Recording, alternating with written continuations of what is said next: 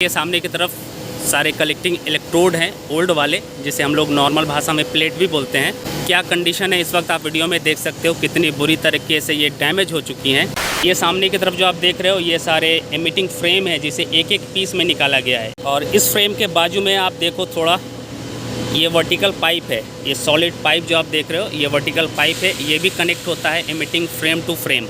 ये सारे सॉक बार हैं जो कलेक्टिंग फ्रेम से कनेक्ट होते हैं कलेक्टिंग फ्रेम के बॉटम पोजीशन में। ये जो आप नीचे की साइड में एक टुकड़ा देख रहे हो ये सॉक बार गाइड का टुकड़ा है। ये भी बड़े लेंथ का होता है और इसे हमने सिर्फ एक हॉपर से कट करके निकाला है, इसलिए ये आपको छोटा दिखाई दे रहा होगा। ये जितने भी आप स्क्रैप देख रहे हो ये सारे स्क्रैप ट्रैक्टर ट्रॉली के थ्रू स्क्रैप यार्ड तक जाएंगे। अभी थोड़ी देर में ट्रॉली आने वाली है, फिर आप देखना किस तरह से ये सारे स्क्रैप को शिफ्ट किया जाता है स्क्रैप यार्ड तक।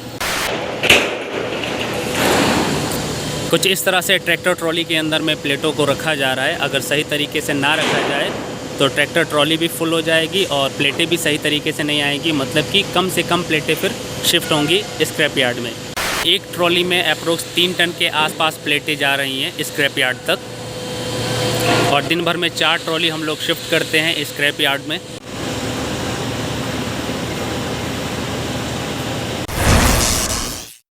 Hello friends, welcome back to the channel. आप सबका एक बार फिर से स्वागत है आज की इस नई फ्रेश वीडियो में। इस वक्त जो आप सामने की तरफ में देख रहे हो ये पूरा का पूरा स्क्रैप का ढेर है, जिसे ESP इंटरनल से निकाला गया है। ये सारी ओल्ड वाली कलेक्टिंग इलेक्ट्रोड हैं जिसे रिमूव किया गया है ESP इंटरनल से, और अब ये सारी स्क्रैप यहाँ से शिफ्ट होकर स्क्रैप यार्ड तक जाएंगे। वो सब कुछ कैसे होगा आप आगे की वीडियो में देखोगे, सो वीडियो में बने रहो। आज की इस वीडियो में बहुत सी इन्फॉर्मेशन मैं आपको देने वाला हूँ, किस तरह से ESP इंटरनल से सारी चीज़ें निकल कर स्क्रैप यार्ड तक जाती हैं। वीडियो को एंड तक देखना। वीडियो अच्छी लगे तो लाइक और शेयर कर देना। चैनल पर नए हो तो चैनल को सब्सक्राइब कर लेना, ताकि इस तरह की और भी इंटरेस्टिंग इन्फॉर्मेशन आपको आसानी से मिल सके। तो चलिए बिना किसी देरी के आज की ये वीडियो शुरू करते हैं।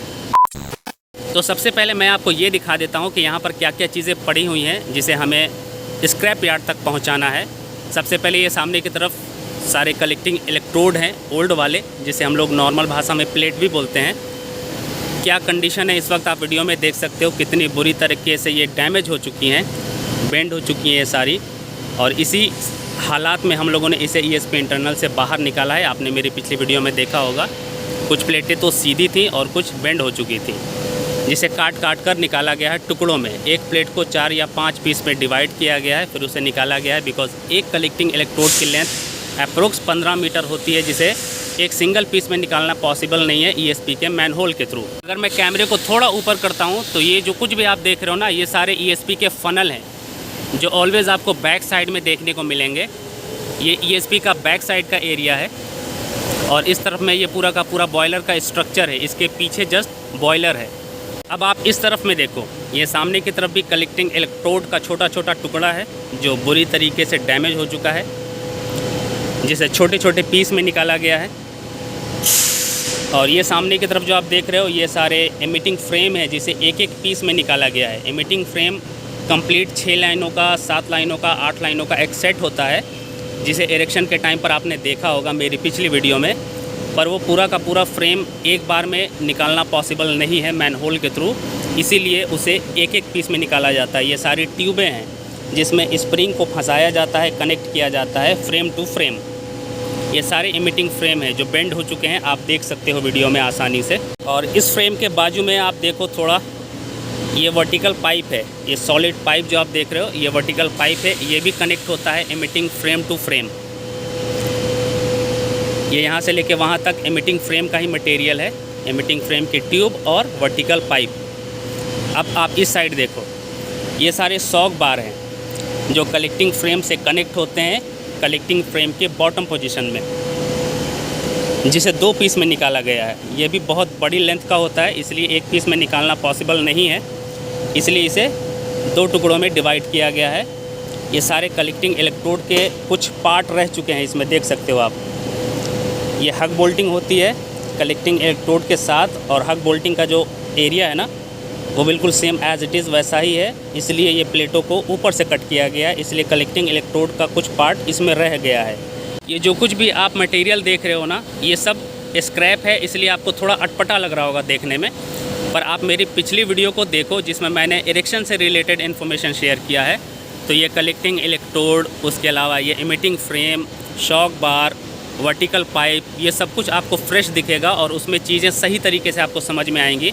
पुराना होने के बाद कुछ इस तरह से ये सब कुछ आपको दिखाई देगा जो बिल्कुल थोड़ा पहचानने में मुश्किल होता है। इन सब के अलावा ये जो आप नीचे की साइड में एक टुकड़ा देख रहे हो, ये शॉक बार गाइड का टुकड़ा है। ये भी बड़े लेंथ का होता है और इसे हमने सिर्फ एक हॉपर से कट करके निकाला है, इसलिए ये आपको छोटा दिखाई दे रहा होगा। ये भी बहुत बड़े साइज़ में होता है और काफ़ी भारी भी होता है। तो हमने सिर्फ एक हॉपर को कंप्लीट कट करके रिमूव किया है। बाकी के एक हॉपर में जो ख़राब था, जो डैमेज था, उसे हमने चुन चुन के निकाला है। बाकी जो प्लेटें सही थी, फ्रेम सही था, शॉक बार सही था, वर्टिकल पाइप सही था, उसे एज इट इज़ छोड़ दिया है कस्टमर के कहने पर। गाइज़, यहाँ पर जो कुछ भी बिखरा पड़ा हुआ था उन सब की जानकारी मैंने आपको दी। इन सब के अलावा एक आइटम और है जिसे कलेक्टिंग फ्रेम के नाम से जाना जाता है। वो आपको यहाँ पर मिसिंग दिखाई दे रहा होगा बिकॉज़ उसे हम लोगों ने ESP के टॉप पर रखा है। बिकॉज़ वो हमेशा ESP के टॉप पोजीशन में लगा होता है इनसाइड द ESP, इसलिए हमने उसे जब रिमूव किया तो उसे ESP के टॉप पोजीशन पर ही छोड़ दिया। अब वो धीरे धीरे रस्से और पुल्ली के थ्रू नीचे डाउन किया जा रहा है उस तरफ में। वो भी मैं आपको दिखाऊंगा आगे की वीडियो में, सो आप वीडियो में बने रहो। हम लोगों ने रैपिंग सिस्टम को एज इट इज़ छोड़ दिया है बिकॉज़ वो सही कंडीशन में था, चाहे वो CRM सिस्टम हो या फिर ERM सिस्टम। ERM की एक लाइन हम लोगों ने कट किया है सिर्फ एक हॉपर के एरिया से, मिडिल पोजीशन वाला। उसमें हैमर, क्लैंप और सेटिंग सारी चीज़ें लगी हुई हैं एज इट इज़। वो मैंने अपनी पिछली वीडियो में दिखाया है। वो 12 मीटर के एलिवेशन पे रखा हुआ है, शाफ्ट के साथ कनेक्ट है। उसका शाफ्ट बेंड हो चुका था इसलिए उसे रिमूव करना पड़ा, पर उसमें लगे हुए इनर आर्म्स और आउटर आर्म्स को यूज़ किया जा सकता है, इसलिए उसे हम लोगों ने 12 मीटर के एलिवेशन पर छोड़ दिया है। ये जितने भी आप स्क्रैप देख रहे हो, ये सारे स्क्रैप ट्रैक्टर ट्रॉली के थ्रू स्क्रैप यार्ड तक जाएंगे। अभी थोड़ी देर में ट्रॉली आने वाली है, फिर आप देखना किस तरह से ये सारे स्क्रैप को शिफ्ट किया जाता है स्क्रैप यार्ड तक। ये इधर में आप देखो कुछ इलेक्ट्रोड जो आपको दिखाई दे रहे हैं वो सीधे हैं बिल्कुल, पर इसे रिमूव करना पड़ा बिकॉज़ कहा गया है कि 4 ख़राब के चक्कर में 2 अच्छी चीज़ों को भी काटना पड़ता है और यही काम करने का फंडा है। जब 6 प्लेटों में से 4 प्लेटें ख़राब हो जाती हैं तो फिर बाकी बची हुई 2 प्लेटों का कोई मतलब नहीं रह जाता, उसका कोई यूज़ नहीं होता, इसलिए उसे भी रिमूव करना हमारी मजबूरी हो जाती है, कस्टमर की मजबूरी हो जाती है। और हमने जो कुछ भी रिमूव किया है वो कस्टमर के कहने पे रिमूव किया है, अपनी मर्ज़ी से कुछ भी रिमूव नहीं किया है। सबसे पहले ये सारी कलेक्टिंग इलेक्ट्रोड को हम लोग शिफ्ट करेंगे स्क्रैप यार्ड तक। उसके बाद एंड में ये जितने भी आप लोहे के टुकड़े देख रहे हो ना, शॉक बार हो, चाहे वो इमिटिंग फ्रेम के पाइप हो, वर्टिकल पाइप हो, ये शॉक बार गाइड हो या फिर कलेक्टिंग फ्रेम के टुकड़े हों, वो सब एंड में जाएगा। और ये स्क्रैप का जो आप ढेर देख रहे हो ना, ये इसका जस्ट डबल था। 50% ऑलरेडी शिफ्ट हो चुका है स्क्रैप यार्ड तक।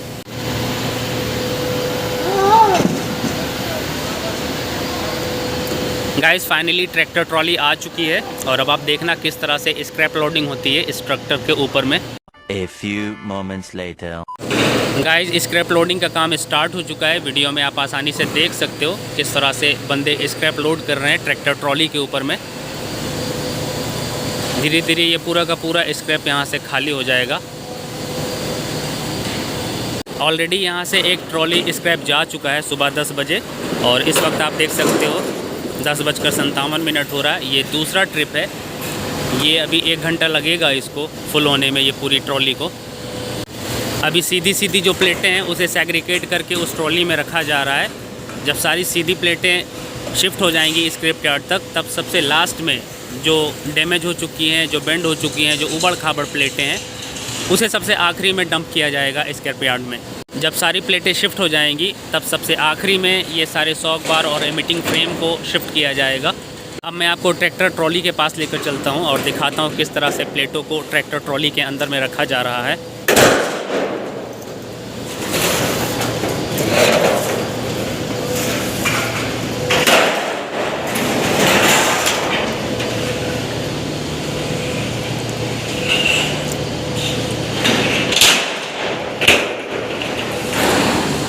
कुछ इस तरह से ट्रैक्टर ट्रॉली के अंदर में प्लेटों को रखा जा रहा है। अगर सही तरीके से ना रखा जाए तो ट्रैक्टर ट्रॉली भी फुल हो जाएगी और प्लेटें भी सही तरीके से नहीं आएंगी, मतलब कि कम से कम प्लेटें फिर शिफ्ट होंगी स्क्रैप यार्ड में। अगर सही तरीके से रख रहे हैं तो ज़्यादा से ज़्यादा प्लेटें शिफ्ट होंगी स्क्रैप यार्ड में। और हमें कम टाइम लगेगा। ऐसे 4-5 ट्रिप करना पड़ेगा एक दिन में, और प्लेटें ज़्यादा होंगी तो 2-3 ट्रिप में ये पूरी की पूरी प्लेटें जो आप देख रहे हो वो साफ़ हो जाएंगी यहाँ से। इस तरह से प्लेटों को साइड में खड़ा किया गया है, आप देख सकते हो। इसे इसलिए खड़ा किया गया ताकि ये जो आप ट्रॉली का साइज़ देख रहे हो इसके ऊपर तक प्लेटें सही तरीके से आ सकें, और बाद में हम लोग इस प्लेटों को रस्से से बांध के यहाँ से लेकर जाते हैं स्क्रैप यार्ड में। अगर बात करें इन प्लेटों के वेट की तो एक ट्रॉली में अप्रोक्स 3 टन के आसपास प्लेटें जा रही हैं स्क्रैप यार्ड तक, और दिन भर में 4 ट्रॉली हम लोग शिफ्ट करते हैं स्क्रैप यार्ड में। A few moments later. Guys almost tractor trolley full हो चुकी है। 2-4 प्लेटें और रखने के बाद इसे रस्से से बांधा जाएगा, फिर उसके बाद ये ट्रैक्टर ट्रॉली यहाँ से रवाना होगी स्क्रैप यार्ड के लिए। गाइस फाइनली लोडिंग कंप्लीट हो चुकी है और अब रस्से से इसे बांधा जा रहा है फॉर सेफ्टी रीज़न, बिकॉज रास्ते में प्लेटें निकल कर बाहर ना गिरे, इसलिए इसे रस्से से बांधा जा रहा है।